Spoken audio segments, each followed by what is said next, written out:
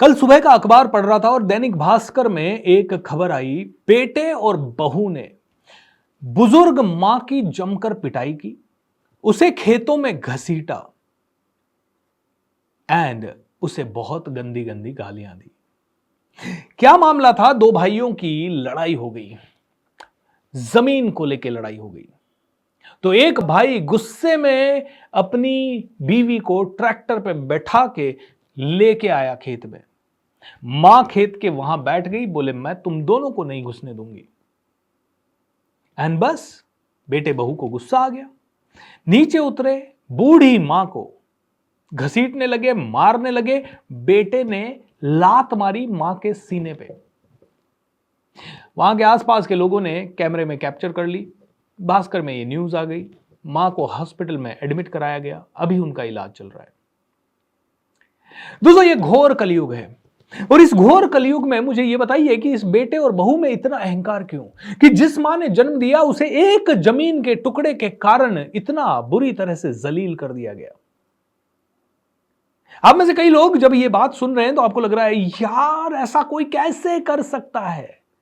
And I am sure ये बेटा बहू भी कभी ये बात बैठ के कहीं सुन रहे होंगे आज से 10 साल पहले, तो उनको भी ऐसा ही लग रहा होगा, ऐसा कोई अपनी मां के साथ कैसे कर सकता है। ऐसा तब हो जाता है जब अहंकार बहुत हाई लेवल पे होता है और कहते हैं कि ये छोटा सा अहंकार तुम्हारी बुद्धि और मन को खत्म कर देता है, तुम्हारे मन से सब कुछ हटा देता है। और आज इंसान को तरह तरह का अहंकार है और आज दिन रात इंसान इसी अहंकार को बढ़ाना चाहता है। मेरे पास आईफोन है, मेरे पास बड़ी कार है, मैंने बड़ा घर बनवाया, मेरे घर का इंटीरियर बहुत अच्छा, मुझे इतनी अच्छी नॉलेज है, मैं इस मुद्दे पे बात करूंगा, मैं इतने लोगों को कमांड करता हूं, इतने लोग मेरे पीछे चलते हैं, मैं गांव में इतने लोगों को जानता हूं, मैं इस इलेक्शन में इतना काम किया, मैंने उसकी शादी करवा दी, मैंने उसकी शादी में इतना खर्चा किया, मेरे पास इतने अच्छे गहने। और फिर ये अहंकार एक लेवल पे इतना बढ़ जाता है कि ये सारी चीजें जो आपके पास हैं ये आपको सिर्फ थोड़े दिन के लिए खुशी देती है और उसके बाद आपको लगता है अब मैं ये गहने तो दिखा चुका हूं लोगों को, अब इसकी तो एक बार तारीफ हो गई, अब नेक्स्ट टाइम मेरा अहंकार कैसे पुष्ट हो। तो फिर मुझे लोगों को दिखाना है कि देखो मेरे पास जमीन कितनी है, फिर मुझे लोगों को दिखाना है मैंने जमीन कितने में बेची, फिर मुझे लोगों को दिखाना है कि जमीन बेची नहीं तो उस पर मैंने क्या कंस्ट्रक्ट किया, फिर लोगों को दिखाना है कि वो कंस्ट्रक्ट करने के बाद मेरी वैल्यू क्या हुई। एंड दोस्तों, इस पूरी चक्रव्यूह के अंदर अगर भाई बीच में आ जाए तो वो दुश्मन है, अगर मां बीच में आ जाए तो वो दुश्मन है, अगर पिताजी बीच में आ गए तो वो दुश्मन है। क्योंकि आदमी को लगता है मैं और मेरी बीवी है, पिताजी तो जाने वाले हैं, मां तो जाने वाली है, उनको बुढ़ापे में चाहिए क्या, 2 रोटी तो चाहिए, वो क्यों जमीन दाप के बैठे भाई, भाई क्यों नहीं दे रहा मेरे हिस्से की जमीन, उसको क्यों ऐसा है मैं उससे लड़ लूंगा। अरे जमीन के टुकड़े के लिए। राम लक्ष्मण की वैल्यू तभी तक है जब तक वो दो साथ थे। रावण इसलिए मारा गया क्योंकि उसका भाई उसके साथ नहीं था। जिसके साथ उसका परिवार नहीं है, जिसके साथ उसका भाई नहीं है, जिसके साथ उसकी जिंदगी नहीं है, जिसके साथ उसके माता पिता नहीं है, वो बहुत सारी जमीन लेके कर भी क्या लेगा, क्या साथ लेके जा पाएगा। सिकंदर जब मरने वाला था तो उसने आसपास के लोगों को कहा भाई मुझे मेरी मां से मिलवा दो। डॉक्टर्स ने कहा नहीं संभव है भाई, तेरी मां दूसरे शहर में रहती है, उसको यहां आने में 1 महीना लगेगा, तू तब तक जीवित ही नहीं रहेगा। बोले मुझे 1 महीना कैसे भी करके जीवित रख लो। बोले तू 2 दिन में मरने वाला है, तेरी बॉडी में कुछ बचा ही नहीं है, तू अभी मर सकता है या 2 दिन में मरना मैक्सिमम है। 48 आवर्स अगर तूने निकाल लिए तो शायद देखेंगे, लेकिन तेरी संभावनाएं कम है, तेरा रोग इतना ज्यादा फैल गया है। सिकंदर बहुत रोया, बहुत गिड़गिड़ाया, प्लीज मुझे 1 महीने का जीवन दे दो, मेरी मां से मैं मिलके चला जाऊं। डॉक्टर्स नहीं दे पाए।